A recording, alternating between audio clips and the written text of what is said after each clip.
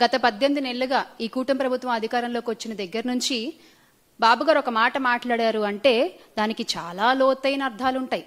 అవి జాగ్రత్తగా ప్రజలు ఇప్పుడిప్పుడే అర్థం చేసుకుంటున్నారు. ఇప్పుడిప్పుడే ప్రజలందరికీ కూడా రాష్ట్రంలో అర్థమవుతోంది. జగన్ గారి హయాంలో గ్రామ సచివాలయాలు, ఆర్బీకే సెంటర్లు, విలేజ్ హెల్త్ క్లినిక్లు, ఫ్యామిలీ డాక్టర్లు అంటూ ఊరూరా మంచి చేసుకుంటూ పోతే వాటన్నిటిని నిర్వీర్యం చేస్తూ వీళ్ళు ఊరూరా చేసింది ఏంటయ్యా అంటే మద్యం షాపులు, బెల్ట్ షాపులు, కల్తీ లిక్కర్లు, తద్వారా పోతున్న ప్రజల ప్రాణాలు. ఈ అర్థాలన్నీ కూడా ఇప్పుడిప్పుడే రాష్ట్ర ప్రజలందరికీ కూడా కళ్ళకు కట్టినట్టుగా అర్థమవుతున్నాయి. అంటే ఈ మద్యం మాఫియాతో ఒక అనాగరిక అరాచక పాలన కొనసాగుతోంది ఈ రోజున ఆంధ్ర రాష్ట్రంలో. మీరు ఎనీ టైం మీరు వెళ్ళండి, మీకు మద్యం దొరుకుతుంది. ఒక ఆప్షన్ కూడా కాదు, 100 ఆప్షన్లు ఉంటాయి మీకు. చక్కగా మీరు చూస్ చేసుకోవచ్చు. మీరు ఆ మద్యాన్ని తాగొచ్చు, ఆ కల్తీ మద్యాన్ని. మీ ప్రాణాల బాధ్యత. మరి తర్వాత ఇంకేమవుతుందో అది దేవుడికే ఎరుక. ఇది రాష్ట్రంలో ఈ రోజున పరిస్థితి. అసలు 24 గంటలు ఏరులై పారుతున్న మద్యం, అర్ధరాత్రి అపరాత్రి అన్న టైం కూడా లేదు. అంటే 12 గంటలు, 1 గంటలకు కూడా మద్యం దొరుకుతోంది ఈ రోజున ఆంధ్ర రాష్ట్రంలో. అసలు ఈ టైంకి, ఈ అర్ధరాత్రి టైంకి కూడా మద్యం ఎందుకు దొరుకుతోంది అంటే ఒకవైపు బెల్ట్ షాపులు, మరొక వైపు కల్తీ మద్యం, రెండింటినీ చక్కగా బ్యాలెన్స్ చేసుకుంటూ పర్ఫెక్ట్ బిజినెస్ నడిపిస్తుంది ఈ కూటమి ప్రభుత్వం. దానికి తోడుగా అసలు ఈ మద్యం అనేది కల్తీదా అసలుదా తెలియని ఒక గందరగోళ పరిస్థితిలో కూడా ఈ రోజున ఆంధ్ర రాష్ట్ర ప్రజలు ఉన్నారు. బాటిల్ కొనుక్కుంటారు, ఆ మద్యం బాటిల్ పైన స్టిక్కర్ చూసి కొనుక్కుంటారు. అది నకిలీదా అసలుదా కూడా తెలియని పరిస్థితిలో ఈ రోజున రాష్ట్ర ప్రజలు ఉన్నారు. ఈ మధ్య ప్రభుత్వం ఒక జీవో విడుదల చేసింది గమ్మత్తుగా. బాటిల్ పైన ఒక క్యూఆర్ కోడ్ ఉంటుంది, దాన్ని స్కాన్ చేస్తే మీకు అసలుదా నకిలీదా మద్యం అనేది తెలుస్తుందట. అంటే స్టిక్కర్ ఒరిజినలే, పాపం స్టిక్కర్లో ఏం తప్పలేదు, స్టిక్కర్ ఒరిజినలే, కానీ లోపల మద్యం నకిలీదా అనమాట. ఇంత ఆర్గనైజ్డ్గా ప్రజల్ని మోసం చేస్తూ ఒక వ్యవస్థీకృతంగా ఈ మద్యం దందాన్ని నడిపిస్తుంది ఈ రోజు కూటమి ప్రభుత్వం. అర్ధరాత్రి అపరాత్రి అనే తేడా లేకుండా మద్యం విచ్చలవిడిగా అమ్ముతుండడంతో, విరివిగా దొరుకుతుండడంతో, అందుబాటులో ఉండడంతో ఎక్కడికక్కడ ప్రజలు దాన్ని కొనుగోలు చేస్తున్నారు, తాగుతున్నారు, రోడ్ల మీదకి వచ్చేసి వాళ్ళకి ఇష్టం వచ్చినట్టుగా ప్రవర్తిస్తున్నారు. అంటే ఇంతకు ముందు వాళ్ళ నాయకుడు కూడా, మన గౌరవ ఉప ముఖ్యమంత్రి గారు, పీపీపీ గారు కూడా చెప్పారు కదా, మీరు తీయండి బైక్ సైలెన్సర్లు తీయండి, మీరు విచ్చలవిడిగా పేట రేగిపోండి, ఏమవుతుందో నేను చూసుకుంటానని చెప్పి.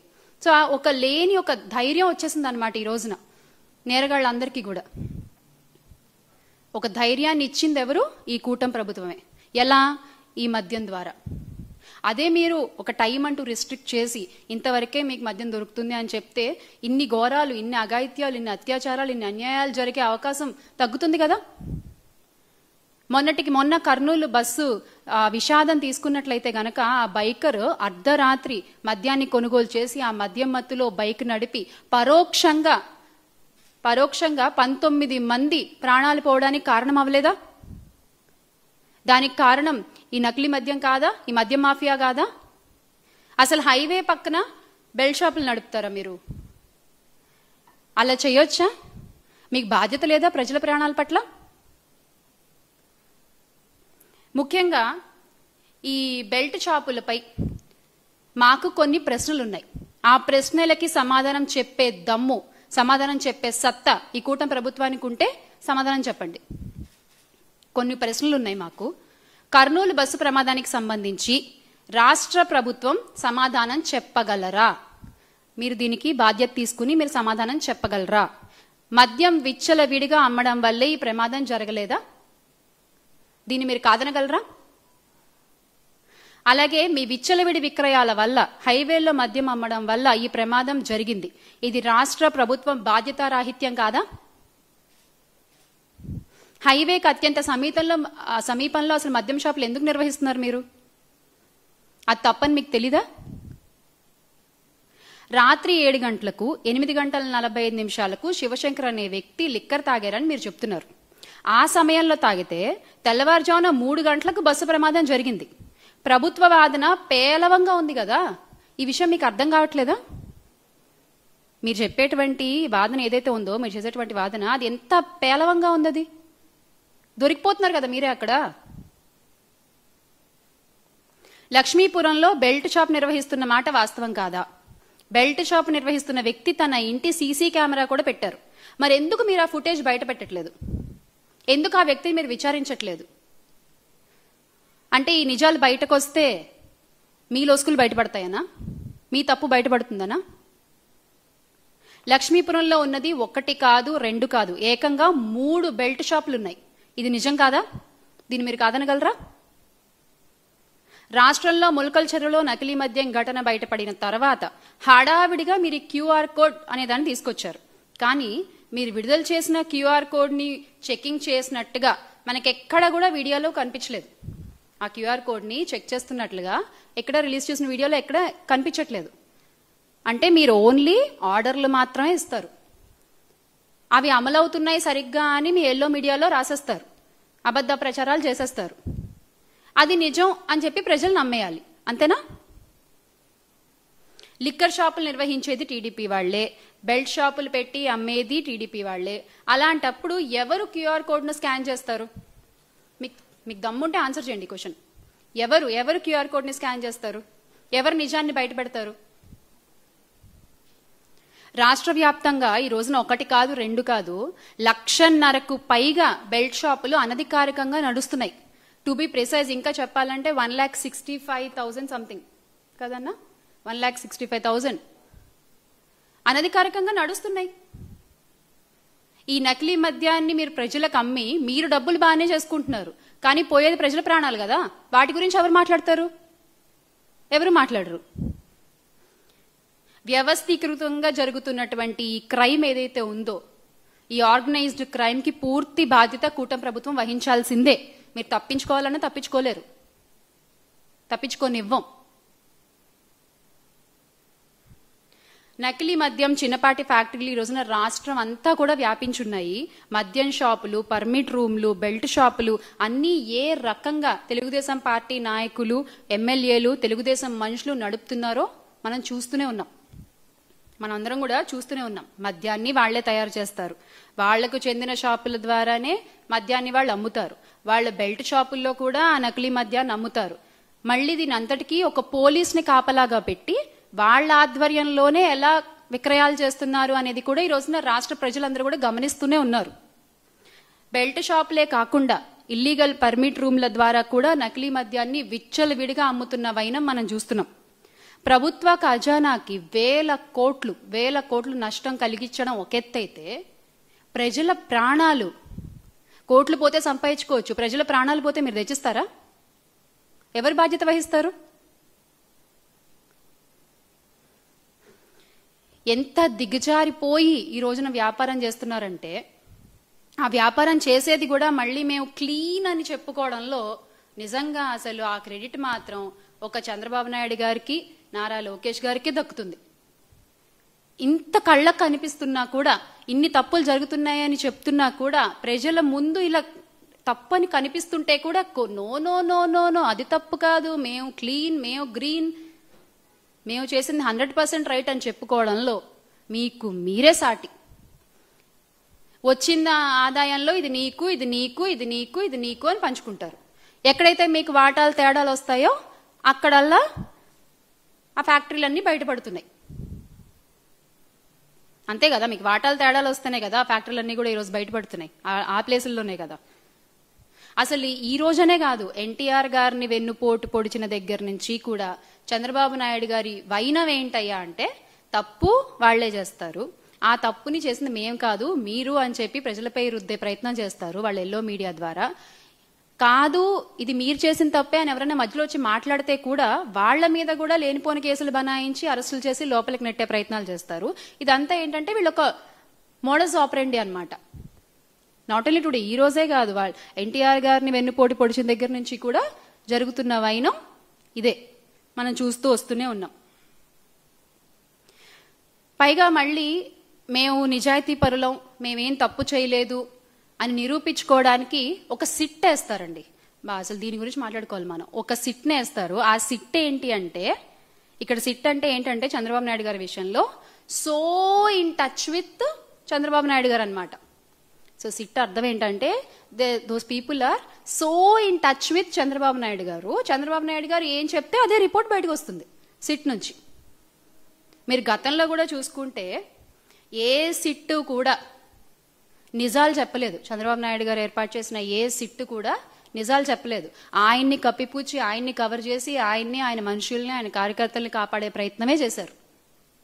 ఆయన బిజినెస్ పార్ట్నర్స్ని, వీళ్ళని కాపాడే ప్రయత్నమే చేసింది తప్ప ఏ సిట్టు కూడా ఈ రోజు వరకు ఆయన ఆధ్వర్యంలో ఏర్పాటు చేసిన సిట్టు నిజం చెప్పలేదు. ఎందుకంటే they are so in touch with Chandrababu Naidu గారు అనమాట. ఇక ప్రజలు అర్థం చేసుకోవాలి ఎంత బాగా ఈ సిట్లు పనిచేస్తాయో. ఇక్కడ నిజంగా నకిలీ మద్యం ఫ్యాక్టరీలు పెట్టింది చంద్రబాబు నాయుడు గారి మనుషులు. నకిలీ మద్యాన్ని తయారు చేసి తమ మాఫియాలో భాగమైన ప్రైవేట్ లిక్కర్ షాపులకు సరఫరా చేసింది చంద్రబాబు నాయుడు గారి మనుషులు.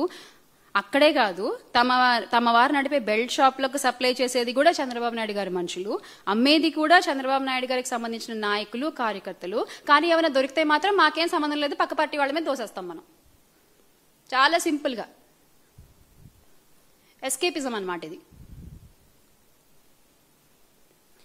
ఇంకో గమ్మత్తైన విషయం ఏంటంటే లిక్కర్ అమ్మేటప్పుడు ఆ క్యూఆర్ కోడ్ స్కాన్, అది కూడా ఇందాక మనం మాట్లాడుకున్నట్టు ఎవరు స్కాన్ చేస్తారు ఆ క్యూఆర్ కోడ్? మొత్తం అంతా మీ మనుషులే, మీ పార్టీ వాళ్లే, మీ నాయకులే, మీ కార్యకర్తలు అడుగుతున్నారు. ఎవరు క్యూఆర్ కోడ్ స్కాన్ చేస్తారు?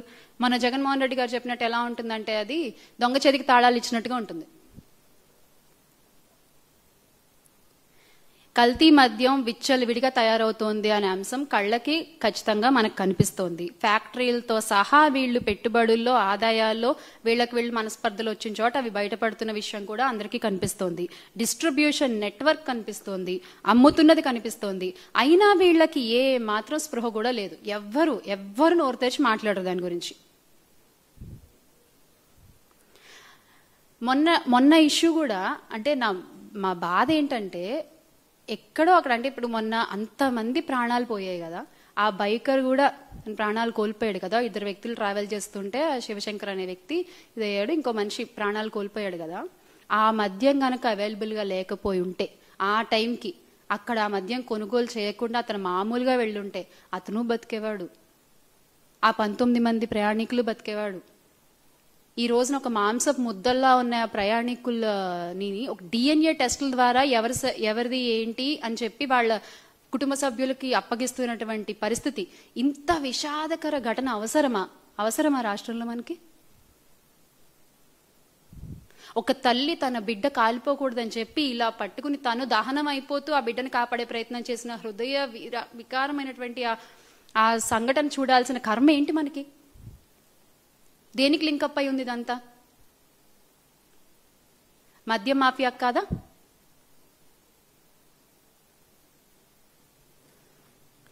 ఏ ఊర్లో చూసినా మద్యం షాపులు, బెల్ట్ షాపులు విచ్చలవిడిగా కనిపిస్తున్నాయి. గుడి లేదు, బడి లేదు, స్కూల్ లేదు.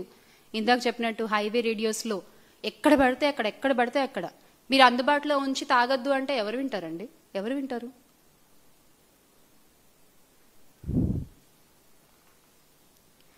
రాష్ట్రంలో ఈ రోజున మహిళలపై జరుగుతున్న అఘాయిత్యాలకు కూడా ఈ మద్యం మాఫియానే ఒక కారణం అని చెప్తాను నేను నిస్సంకోచంగా.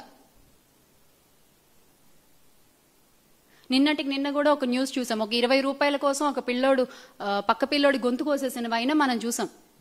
ఏంటిది? ఏం జరుగుతోంది అసలు రాష్ట్రంలో? దేని గురించి మీరు నోరు తెరిచి మాట్లాడరు. ముఖ్యమంత్రి గారు మాట్లాడరు, ఉప ముఖ్యమంత్రి గారు మాట్లాడరు, పీపీపీ గారు, లోకేష్ గారు మాట్లాడరు, హోమ్ మినిస్టర్ గారు అసలే మాట్లాడరు. అంటే కూటమి నేతల దృష్టి ఎలా ఉందంటే, మాకు మద్యం షాపులు, బెల్ట్ షాపులు విస్తరిస్తే చాలు, ఆరోగ్యశ్రీ లేకపోతే ఏంటి, మెడికల్ కాలేజీలు లేకపోతే ఏంటి, గ్రామ సచివాలయాలు లేకపోతే ఏంటి, గ్రామాలు ఏవైపోతే మనకేంటి అన్నట్టుగా ఉంది ఈ రోజున కూటమి పరిస్థితి, కూటమి వ్యవహరిస్తున్న తీరు. ఎంత కళకళ్లాడుతూ ఉండేయో జగన్మోహన్ రెడ్డి గారి నాయకత్వంలో గ్రామాలన్నీ కూడా ఈ రోజున అంత వెలవెలబోతున్నాయి ఈ మద్యం మాఫియా మూలంగా.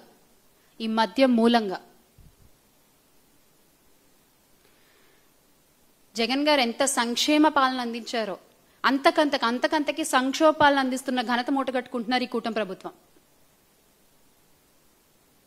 ఎందుకు అంటే ఇప్పుడు మన ఉప ముఖ్యమంత్రి గారికి ఏమో, పీపీపీ గారికి హోంశాఖ మీద దృష్టి, హోమ్ మినిస్టర్ గారికేమో ఎంతసేపు పవన్ కళ్యాణ్ గారిని పొగడ్డం మీద దృష్టి, లోకేష్ గారికేమో ముఖ్యమంత్రి శాఖలపైన దృష్టి, ముఖ్యమంత్రి గారికేమో ఎంతసేపు ఏ ప్రమోషన్ చేసుకుందామా అనే దృష్టి. అంతే తప్ప ఈ రోజున ఈ నకిలీ మద్యం గురించి కానీ, ఆగిపోయిన ఆరోగ్యశ్రీ గురించి కానీ, ప్రైవేటు పరం చేస్తున్న మెడికల్ కాలేజీల గురించి కానీ, కల్తీ ఆహారం తిని చనిపోతున్న, కల్తీ నీరు తాగి చనిపోతున్న గిరిజన బాలికల గురించి కానీ, గురుకుల పాఠశాలలో చదువుతున్న బాలికల గురించి కానీ ఎవ్వరు మాట్లాడరు. ఏమన్నా అంటే మాకు అండర్స్టాండింగ్ ఉంది, మాకు మేము స్నేహపూర్వకంగా శాఖల మధ్య అండర్స్టాండింగ్తో పనిచేస్తున్నాము అని చెప్తారు. మీరు పని చేస్తే ఎవరు అడగరు కదా మిమ్మల్ని. లేకపోతే ఇదేనా మీ పనిచేసే వైనం? ఈ రోజున గ్రామాలన్నీ కూడా వెలవెలబోయి నాశనం అవుతున్నాయి. దానికి సమాధానం ఎవరు చెప్తారండి? అందుకే ఈ రోజున వైఎస్ఆర్ కాంగ్రెస్ పార్టీ ఒకటి కాదు, గ్రామ స్థాయి నుంచి రాష్ట్ర స్థాయి వరకు ప్రతి ఒక్కళ్ళు కూడా కల్తీ మద్యం వద్దు, మాకు మెడికల్ కాలేజ్లే ముద్దు అంటూ ముందుకొచ్చి కదిలొచ్చి కోటి సంతకాల కార్యక్రమంలో వాలంటరీగా సైన్ చేస్తున్నటువంటి పరిస్థితిని చూస్తున్నాం మనం.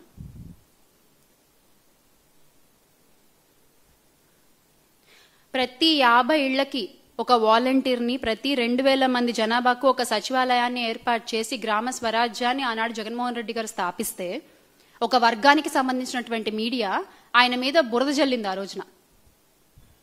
మరి ఈ రోజున ప్రతి 50 ఇళ్లకు ఒక బెల్ట్ షాపు, ప్రతి 2000 మంది జనాభాకు ఒక మద్యం షాప్ని, ఒక పర్మిట్ రూమ్ని ఏర్పాటు చేస్తే బాబుని గొప్ప విజనరీ అంటూ కీర్తిస్తారు. ఏది నిజం అనేది ఖచ్చితంగా ఈ రోజున ప్రజలందరూ కూడా గమనిస్తున్నారు. ముఖ్యంగా మహిళలు, the young generation out there, you should understand, you must understand the real facts. ఎవరు సంక్షేమ పాలన అందించారు, ఎవరు సంక్షోభ పాలన అందిస్తున్నారు అనేది మీరు అర్థం చేసుకోవాలి. ఖచ్చితంగా ఈ కూటమి ప్రభుత్వ వైఖరిని మార్చుకోకపోతే మాత్రం ప్రజలు వారికి బుద్ధి చెప్పడానికి రెడీగా ఉన్నారు.